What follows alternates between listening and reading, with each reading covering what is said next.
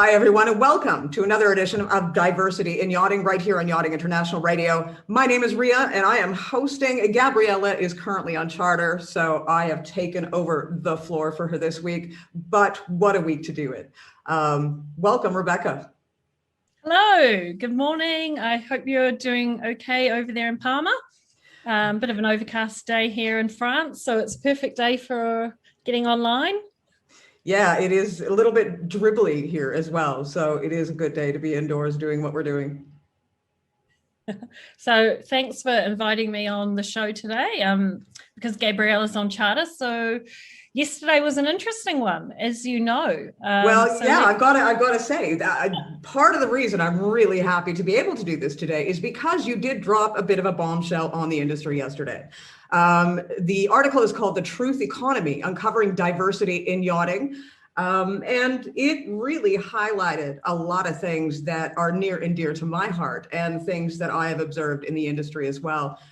Why did you write this article? What was it that made you think there was a need for an article such as this? Okay, well, obviously I do a lot of freelance copywriting and I'm monitoring content online a lot. And as well as that, I just received so much feedback from the industry, other professionals in the industry, that articles about diversity in yachting, we're seeing a lot of content related to females in yachting, maybe the occasional article about ageism, but there's huge gaps with content. And diversity and inclusion, it's just such a broader range of issues that affect so many people that are working in the industry already, and also potential employees. So for me, it was a huge gap to put something out there that was an honest look at what is happening in the industry now, what are potential opportunities for the future. And everything that I came across in research previously has been quite moderated. It hasn't really broached any tough conversation or dialogue. And most of all, I wanted to make sure the story wasn't just about me. It wasn't my perspective, me writing from the outside looking in. I needed to involve people who are actually experiencing challenges of diversity, people who are in the industry already, and get their point of view. So that was the result yesterday. That kind of took off, and took me most of the day responding to comments and messages that I received. And I'm really grateful for all the feedback that people have given me when I was researching the article, and also afterwards as well, because, by no means am I an expert, but it's something that to be able to create some more dialogue and discussion points for the industry it's only going to be beneficial. Well, one of the comments that I did come across, and it was a comment written by somebody who I do have great respect for, Margarita. The gist of what she said, was that, should we be soft and gentle, or should we be hard? And stating that you and I, in our delivery of the topic of diversity, we are very, very strong and very hard. And sometimes when, hard things break. Now, I don't know about you, but I take a look through history. And I take a look at those that have led civil rights movements and have actually made a change throughout history in the regular world, not just the yachting world. Names like Jesse Jackson, Gloria Steinem, Jane Goodall, Martin Luther King Jr., Nelson Mandela, Rosa Parks, Eleanor Roosevelt. I mean, the list goes on, and that is only a few of, over 100 names. None of those people made the impact they made by making it palatable and making it soft and being gentle and spoon feeding it to the establishment. So do you think that the way we are delivering our message is a good way? Do you think that's the way forward? Because as far as I'm concerned, the past 20 years, we have been spoon feeding the older white male establishment the idea that diversity, which includes gender, age, disability, race, and sexual orientation, we have been spoon feeding them the fact that we need to be included. and it hasn't made one bit of an impact. What are your thoughts? It's really quite an interesting point of view, because diversity, it's always going to be a controversial topic. You have people who think that they're ticking along fine, that, what is diversity? Our company's normal, we're doing everything perfectly fine. And then you have people on the other side who are experiencing it, and they're coming up against bias and discrimination. And so they're at the forefront of actually how they're being made to feel and the things that they're seeing that are happening in the industry. So I think that you need to have a strong point of view, and you need to be vocal, and you need to be outspoken about it, because if you don't, you just sit back and get rolled all over. I knew that putting that article out, there was going to be a little bit of friction, because last year I wrote a similar piece about sustainability with yachting events, and it was similar. People often don't like to have honest critique. They also, I'm happy to get criticism, and I welcome all feedback on any of the articles and editorials I put back, but I will always respond. And I know that people have differing opinions, so for the way forward, we need those debate points. We need to break down these conversations where you're getting people that have similar profiles go out there and say, you know what, this is how you should be treated, and this is how the industry acts, and this is what we're doing, because it's a load of crock, to be honest with you. You need to be speaking with the people that are already dealing with the issues and the challenges day to day. On my comment feed, if you read through some of those comments, people are saying, you know what, the industry needs to reach out and talk to some of these business owners, talk to some of the crew, talk to some of the management that are from these companies, to actually understand what their perspective is. What are they dealing with day to day? And that's not happening. So this article, I wanted to just open up a few of the points that,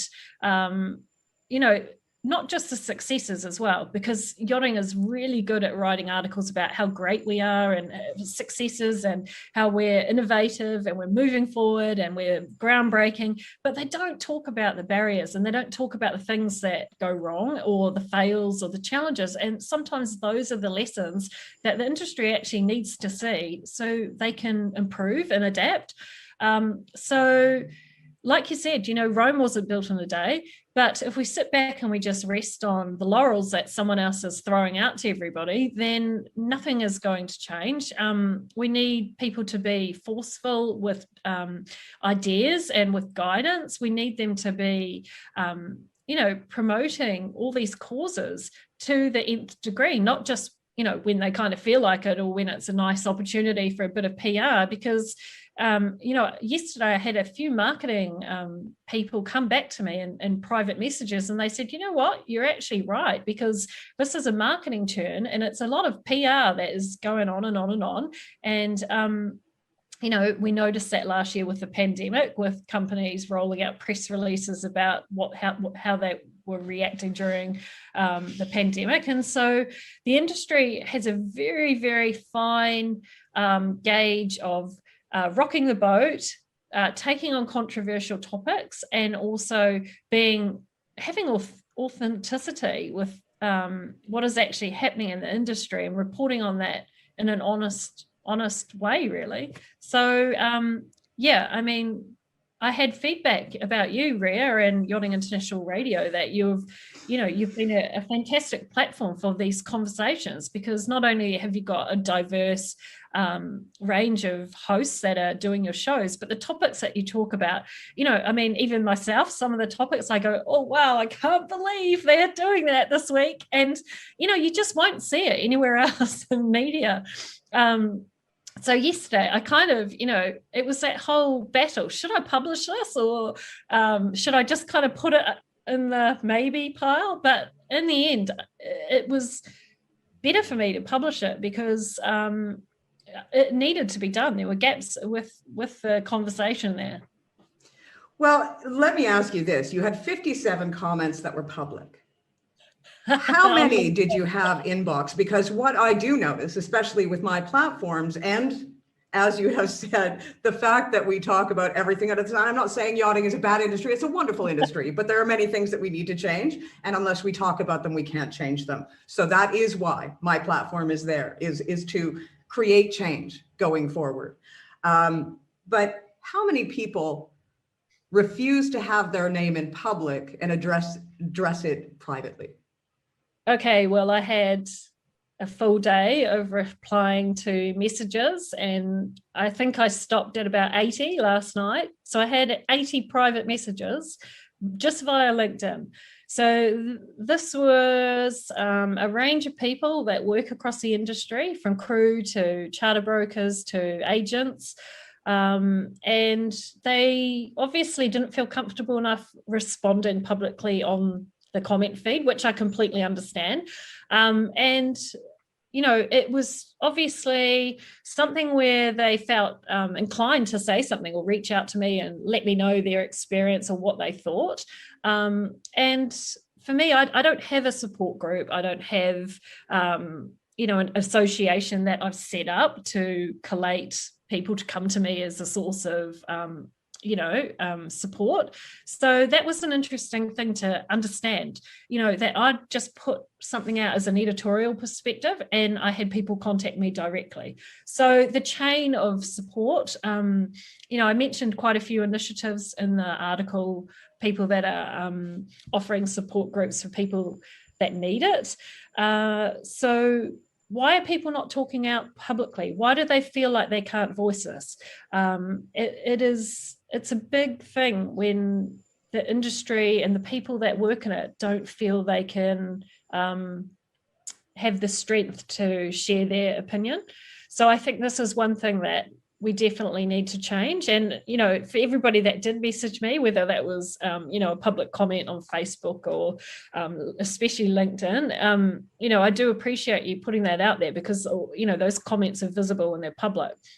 And then for everybody that messaged me publicly, I understand just pressing send to send a message to somebody after you've read something, that's a big step as well. So, I take it all on board. And when I was researching the article, it was interesting to talk to people. And, I had quite a big queue of interviewees and people who were keen to contribute comments. And I heard some horrible, really not very nice stories from people about how they'd been treated. And, it shouldn't be happening today in the modern world. It shouldn't be happening in the industry today. We should have knocked this out of the park years ago. We're not living in the 1950s where, we haven't progressed as a society. But unfortunately, this is the reality of what's happening, and we need to be sincere about it and start addressing it rather than just pushing it to the back and hoping it gets put into a corner somewhere. Do you think that, for lack of a better word, that the industry is whitewashing diversity in the fact that, we've seen many women in yachting panels where the entire panel was male?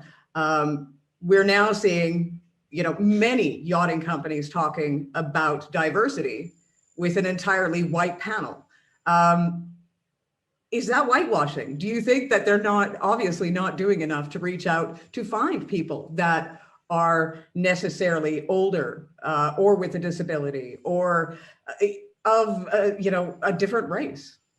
Yeah, and I think obviously traditionally yachting is based on higher incomes and certain nationalities as well. And from that perspective, especially for events and speaking engagements, I think it's improved a lot. There's been quite a big change that I've seen. People are more when they're organising events, they're encouraging to actually have a range of speakers. There's still a little bit of that whole male-orientated expert forums that sit up on the stage, and it's frustrating because I mentioned a publication in my article where they put out a cover and the lack of females on there was just actually ridiculous. And I thought, who the hell put this through? Who was the editorial team who actually decided this was a great idea to put this out? And it got a lot of, dialogue going about that happening. And I just wonder, what processes are happening at some of these media companies, because it flows on and people are watching as well. They're watching what is happening. They're watching the content that is going out. And we need to change this. We need to incorporate a range of ages, a range of ethnicities. I can't even say the word this morning. Need more coffee. And genders as well. So there's a broad range of things. And for everybody to get drawn into this conversation, we need to include them. We can't just sit back and keep doing what we've always been doing. Well, let's take a look at the marketing of yachting companies. Now, last year, well, actually 2019 alone, there was $100 billion American for the Black American luxury travel market that was spent. We see every single yachting publication still advertising to the average white family. Now, we come up with the idea and we see straight across the industry that there's not images. Well, with every single charter yacht and pretty much every single brokerage, they have an entire team of photographers. They have people that go out and do these photo shoots. Is it not very simple for them to hire someone of a different ethnicity to do the same photo shoot that they would do as normal to advertise that yacht? It's God, I could talk about this for days, Ria, but I don't think anyone had ever monitored or analyzed the content that is on magazines or on websites or social media. So I did, for the article, I looked at 75 different websites, and it was pretty sad. 6% showed any diversity. So I noticed something about a week ago where people said, we just can't find images of diverse people in yachting. You know what? I honestly, that is a terrible excuse, the lack of stock photography, because every company, they need to be accountable. They've got to take ownership for their content. So whether that's creating the content from your own employees or your supplier and vendor network, or whether you're just employing someone else to go out and create the imagery that you're using for your website, for your social media, for your printed collateral, your brochures, all of your content. So just saying that, we don't have stock photography for our content, that's just the lamest excuse ever. I'm sorry, but whoever is circulating that as an excuse, it's really just pathetic. Everybody can create their own content. They can put content out there. And until you start doing that and visibly making a change in your marketing, and this is geographic differences as well, because I see different differences in media and marketing globally. So the strongest websites that I saw that were showing diversity were from the Caribbean and Asia and the Pacific. The worst offenders were UK, Europe, and North America. And that is a range of imagery that we're using. And that's right across the board, everything from yacht suppliers to manufacturers to shipyards to brokerage and media companies as well. And so if you want to start doing something, take a look at your own website today, take a look at all your media footprint that you're putting out, and just analyze all those human-centric images that you've got. And that is a very good start because, people had said to me, I can't find any images of this type of person, this type of person, this type of person, this type of person. And I said, well, that's because they don't exist. Don't worry. I know, I've been searching for them as well. So they don't exist. And, companies have budgets for marketing. They have budgets for production for everything. And so everything needs a huge overhaul. And that's not just from the source images and videos that we're using, but it's also the content teams and the marketing teams. They need to be understanding the whole production line, right through to distribution and the messaging. And so hopefully that is something that will greatly change. And I expect in the future, we're going to see a lot of websites getting updated very soon, and a lot of shifts in content. And I'll also put my money on it that we're going to see companies release a few more diversity articles too, and they're going to put out statements that they're committed to diversity with their images, which is only going to be a great thing. Now, well, two things that I have to say, taking a look at Marketing 101, realistically, the way to reach your audience is to appeal to that audience. And if you are not appealing to the audience, then you are not, if they don't feel it's for them, they're not going to look at it, read it, watch it, etc.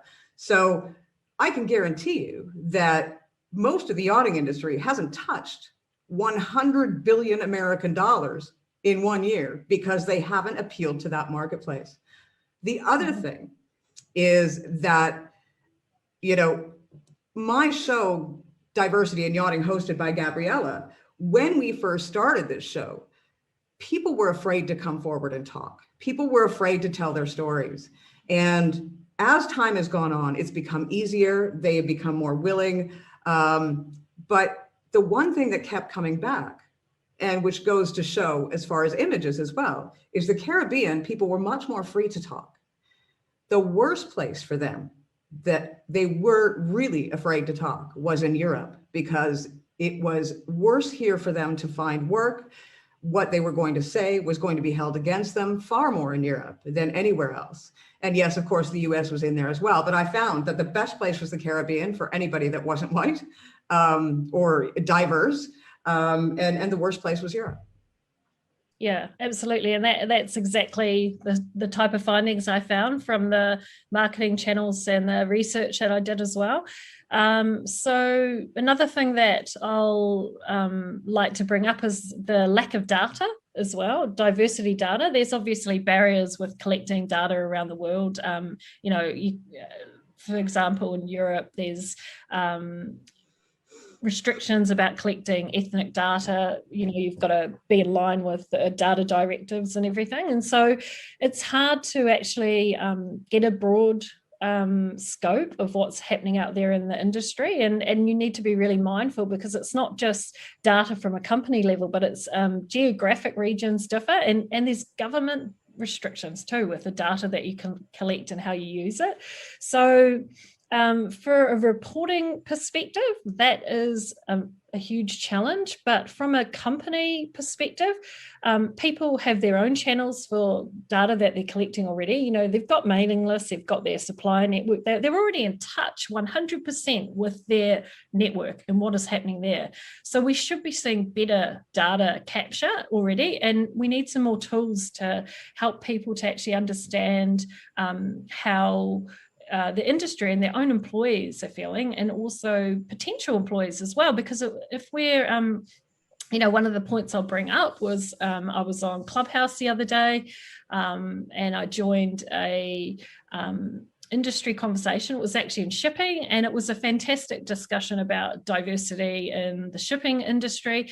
And it was a great range of speakers, and people were chiming in, and it was a very interactive two-way conversation. And I thought, if this is a potential employee, like a young person who wants to enter this industry, this is a fantastic showcase for dialogue, because they had a range of people who were speaking and given respect to actually give their point of view. And the topic of conversation was, it was a little bit edgy. And so they were tackling some tough questions. They weren't sort of just giving everybody a pat on the back and saying, thanks for showing up as a speaker.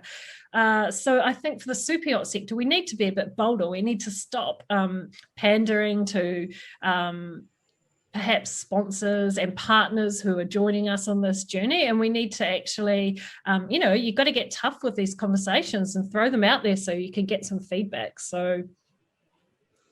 Well, let me ask you, in the article, there was a board that was recently put together of 11 people, and they were all men. Now, do you think, I've heard sort of whispered throughout the industry that quotas, the thing that the world in general has now put in place, you have to have this amount of minorities, this amount of women, et cetera, et cetera. And in the industry, they're saying that is the worst thing you could ever do. Do you think the same? I find it interesting, because advocates for diversity. They want everybody to have a place at the table. They want everyone to come into these discussions.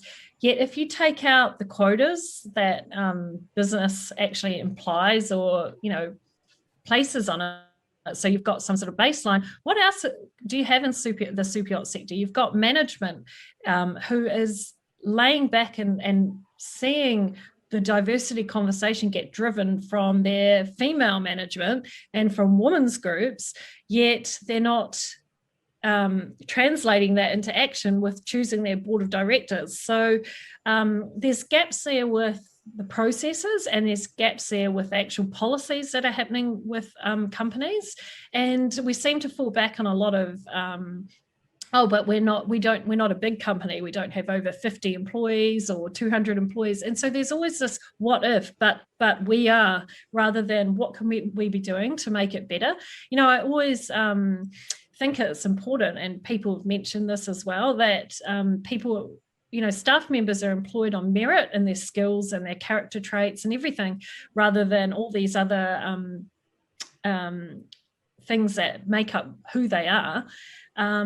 Yet we're still seeing this bias in recruitment, and the way forward, it's an uphill struggle, but everybody has a part to play. And it starts with the individuals being bold enough to say, what, it's not fair that I'm getting treated like that. What, if I report this to someone, or if I'm having a tough time, I want someone to respond. What, don't tell me to just go back to my job and get on with it and harden up.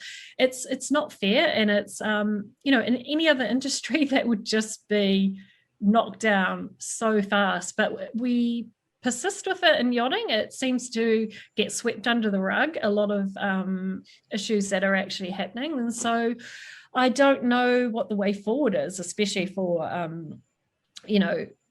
particularly for that board of directors. I don't know what the process was for them to actually reach out and see if there are even nominations for female directors. I'm not really too sure, but it's a discussion that needs to be made anyway. Well, I mean, we're of a certain age. I think I'm older. But I remember a day and age where, I personally, I believe that it is important to have quotas, because I have seen the struggle of women over my certain years. Look, okay, I'm 49 years old, but I have seen that struggle. And the only way, when you have the white male establishment being the leader in organizations and corporations of a certain age, they will never change unless you put that quota in place. They will hashtag the crap out of the concept of diversity or equality. They will hashtag it. Their marketing teams will push it. But unless there's a quota in place, they will not implement it. And that I can take to the bank. So for me, I think it is important to have a quota. And you do see it working to a certain degree in the big bad world out there on land. Why are we not doing this in yachting? Yeah, exactly. And I think, it's something that needs some discussion across companies as well.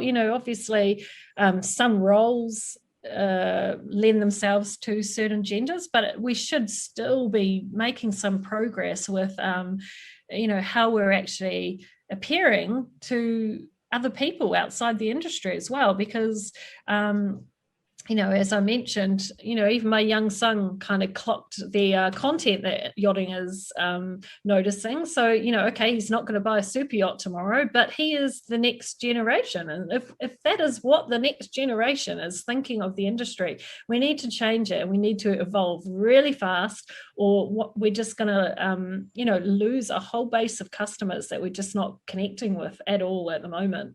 And, another point that was raised was startup and investment for yachting companies, and how minorities and females have a tougher journey to traditionally get funding for businesses in yachting. And so that's something that isn't really approached that much in the industry. And maybe that's an article for the future. So well, and even support, to be absolutely honest, as a female owned, personally, I've got the double whammy. I'm a female in media, which once again, media is male driven. Female media and yachting, which takes it even down to a tinier niche, again, very male driven. You see the people that are watching and they appreciate and they comment privately, much the same as they did on your LinkedIn article. But to actually actively put their hand in their pocket and support financially, it's not something they're willing to do for fear, maybe, or just because they still want to continue doing what they've done for years. I'm not sure what the answer is, but it has to change. Yeah, absolutely. And I understand, there's full-time employees as well. So they're worried they'll lose their job or, they'll get reprimanded. And that's a big factor too. I wouldn't have been able to write this article anywhere near remotely what I covered yesterday if I worked full-time for a media company. It just wouldn't have seen the light of day. It would have had a big cross put across it and said, no, let's take that bit out. Let's take that bit out. So it just wouldn't have happened. And you won't see an article like that again. So I have another version of it going on board online, which is great because Sam Watson understands that the story, it's not about me, it's about bringing in people who are actually experiencing this. So thanks, Sam, for giving me a chance with that one and putting it out there. So also another point we should bring up is mentorships, because that's a valuable way for people to be drawn into the conversation. And we need diversity with the mentors as well. There's no point just having mentors that are the same profile. So we've got to split that out and have mentorships and broaden that. And then, of course, recruitment's a big it's always a big sticking point with how people are feeling, and particularly for yacht crew. There seems to be a huge imbalance with how people get treated. And, companies will say, oh, we don't do that. We do this and we're all about diversity. But the reality is it's there's still imbalances there, and it needs to be addressed. And then, of course, media and marketing, that's the key thing that really, for me, I'd like to see a big shift in. We're so far behind other industries that have particularly taken on board the understanding that having diversity in their content is reaching into new audiences and potential new customers. And of course, that means profit. So as you mentioned, Rhea, there's profitability behind this. But first, before that, we should be putting people and processes in first. Well, I have to be honest, green is green, no matter where you go in the world. And the fact is, the yachting industry really prides itself on being ultra high net worth individuals. They make a lot of money. Yes, in the yachting industry, of course, you would expect to. So I guess what really surprises me is that they are not reaching out to these marketplaces that have so much money to be taken if they advertise to them. So, are we looking at bias? And because of our arrogance and our desire to keep things insular, we are leaving so much money on the table that the yachting industry could have, and currently, especially in Europe, is crying out for. Yeah, it only makes sense to me that, even taking a look into the future right now, 1/3 of the world's wealth is handled by women. $1.72 trillion is in direct control of a female. We also go into millennials, who are the next generation of ultra high net worth individuals. 1 in 3 is going to be the richest. Yeah. We're not marketing to these people in the slightest, because we're being held back by concepts and ideas that are so old that they should be on a drip bag in a hospital bed at this stage. we just sorry, it was quite funny.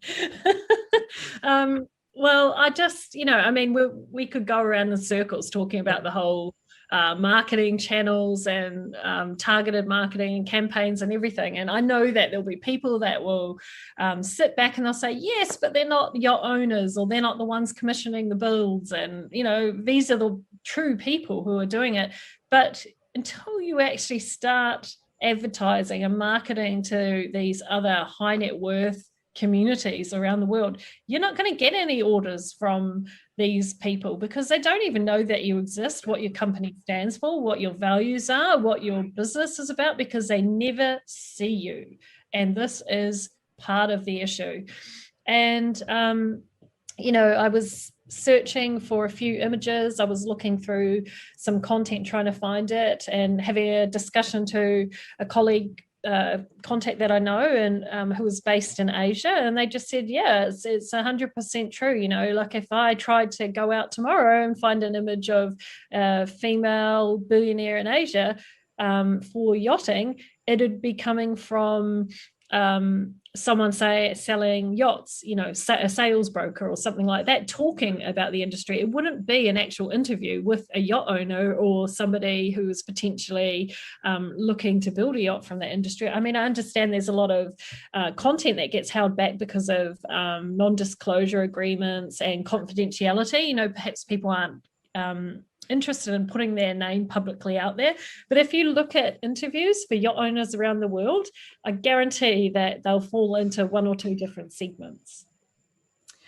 Well, Rebecca, you know what? As always, it's been an absolute pleasure, and I am so glad to be able to have this opportunity to interview you. It is always extremely informative and sometimes a little controversial, which I do enjoy. Yeah, I know you do, and I'm gonna get back to replying to some of the messages from yesterday. So thanks for having me on, and I'm always keen to have a conversation and just be upfront about what's happening and a bit of reality to the industry, because there's no point just churning out the same dialogue that we see everywhere else. You can go and look at that on another 50 websites if you want to, but I'm really pleased that I get the opportunity to come out here and just say what I think and what the perspective of many, many other people in the industry think, because there's a lot that people have to say. Wonderful. The article is The Truth Economy, Uncovering Diversity in Yachting. This has been Rebecca Whitlocke. We'll make sure to provide a link not only to the article, but as well to her LinkedIn profile if you'd like to contact her for information. You've been watching another edition of Diversity in Yachting. My name is Ria. I have been your host. Gabriela will be back again next week. Thank you for tuning in.